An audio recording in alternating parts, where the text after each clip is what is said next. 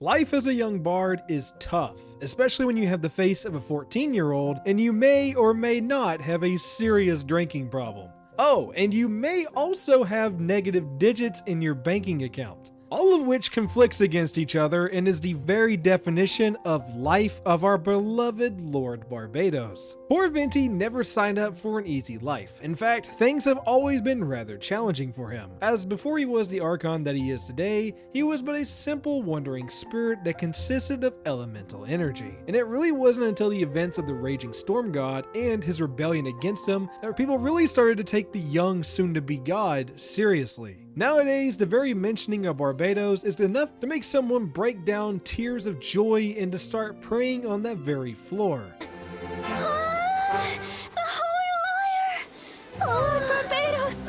Even if I atoned for these sins for the rest of my life, it would still not be enough!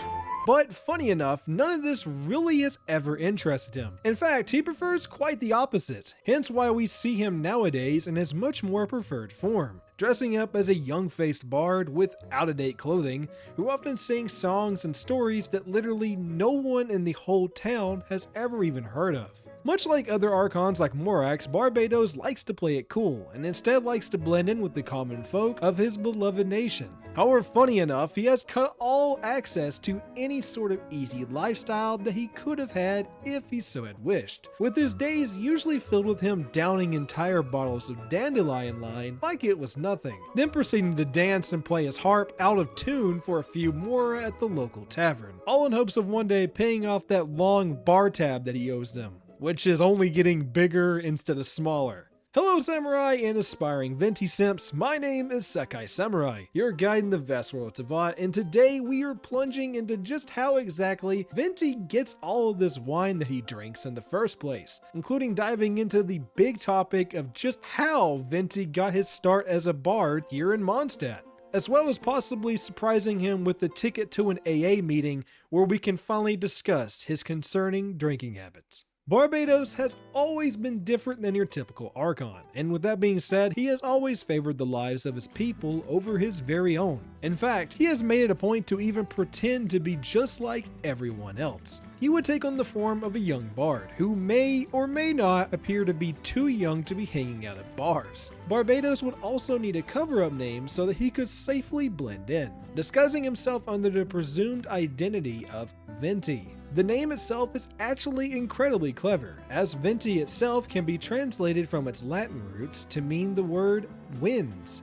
With this new name being secured, along with a new, flashy look, the fresh Venti would head off into Monstadt, looking to learn even more about his people and get his hands on some dandelion wine. However, it wouldn't take him long to learn that in this life, money is really important. And he's not the god of Mora, so he was kinda flat broke. And he sort of left that one out when he was developing his persona in the first place. Plus that delicious tasting wine wasn't going to drink itself, so he really needed that money fast. Though he would soon learn that things weren't all that easy as he thought they were going to be, as Monstadt is a city with many taverns and a great love for music. So naturally, there was a lot of other bards, making it rather challenging for him to just go out and make a name for himself, especially when these other bards are already very well known.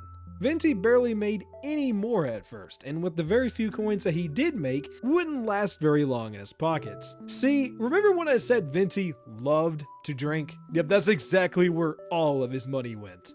Well, or at least he had hoped that it would. Turns out that Monstadt isn't the same old windy city from all those years ago that he still remembers, and that the barkeeper simply isn't going to be handing over a giant glass of cold alcohol to a young boy who has little braids in his hair. Instead, he would be swiftly kicked out. In fact, he would be kicked out of literally every single tavern that he walked into, with Venti left only grumbling angrily at himself at the fact that he was still sober and that he had to come out with a new plan if he was going to be getting anywhere. A new plan to make sure that he was going to be downing a bottle of dandelion wine before the end of the night. His plan was simple. Somehow he needed to get his hands on a bottle of wine, then get totally hammered while singing around outside the local pub. Then people would finally pay attention to him.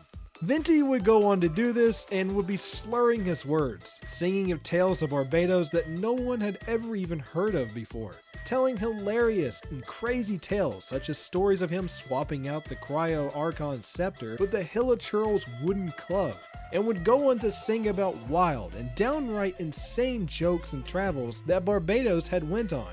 His stories had made many travelers who passed by burst into laughing and tears. However, when they would go to pay him for his songs, he would turn them down. Instead, he would only accept payment in whatever drinks that they could bring to him from the tavern that he was posted up at. Funny enough, this would work perfectly, and nearly every night Venti was drowning in wine and telling more insane tales that may or may not really even be true. Though not everyone was a big fan of the drunken little boy singing imaginative tales about their beloved Archon, with scornful nuns shaking their fingers at him demanding an answer for his lies that he was telling to the people of Monstadt. Though through all of this, Venti could only find himself laughing and smiling at them, giving a big grin between gulps to ask them the big question of, well, how can you know that these were all just fabrications? That question would often leave them flustered or even debating inside their own heads, as everyone knows that, well, Lord Barbados is a master of pranks and jokes, so we couldn't really put it past him that he wouldn't be doing all this crazy stuff in the first place. As they would storm off and away from Venti, he couldn't help himself but go right back to the same old tactics, with the drinks flowing and the stories only getting more and more outlandish by the glass. After all of this being told to you, you might be asking, well, did Barbados really do any of these things he claims about?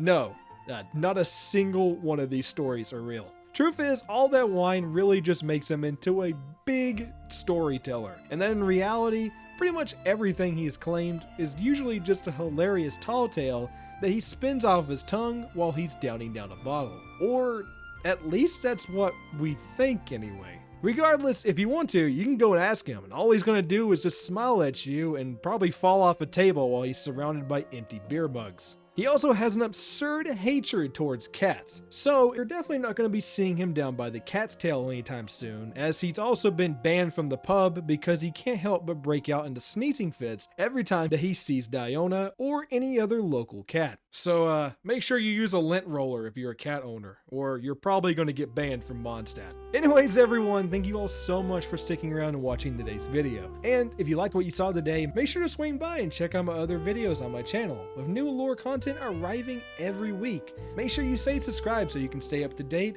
Also, make sure you like today's video, and check out our Discord for more lore talk and long conversations that we have on our favorite waifus. As always everyone, till next time, Samurai.